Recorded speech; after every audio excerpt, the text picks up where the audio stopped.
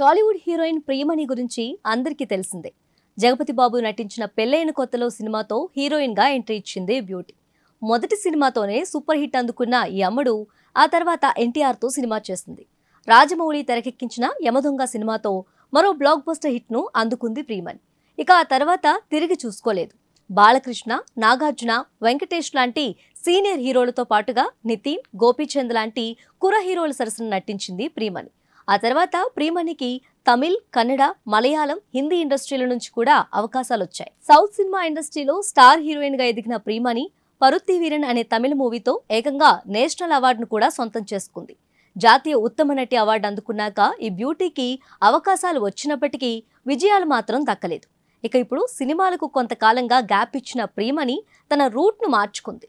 ఢీ షోలో జడ్జిగా ఆకట్టుకుంటున్న ఈ బ్యూటీ సినిమాల్లో కూడా అడపాతడపా కనిపిస్తూ వస్తుంది. ఈ మధ్యనే జవాన్, మైదాన్, ఆర్టికల్ 370, భామా కలాపం 2 లాంటి మూవీస్ చేసి ప్రేక్షకులకు దగ్గరైంది ప్రియమణి.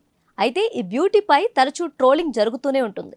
సోషల్ మీడియాలో ఎవరో ఒకరు ప్రియమణిపై కామెంట్స్ చేస్తూనే ఉంటారు. ఆమె వ్యక్తిగత జీవితంపై కొంతకాలంగా విపరీతమైన ట్రోలింగ్ జరుగుతూనే ఉండటంతో ప్రియమణి ఫైర్ అయింది. 2016లో ముస్తఫారాజ్ అనే వ్యక్తిని పెళ్లి చేసుకుంది ప్రియమణి.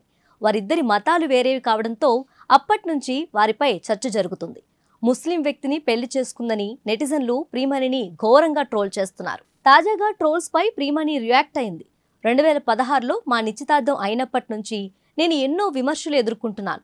వేరే మతానికి చెందిన వ్యక్తిని పెళ్లి చేసుకోవడాన్ని తప్పుపడుతూ చాలా మంది నన్ను ట్రోల్స్ చేస్తున్నారు.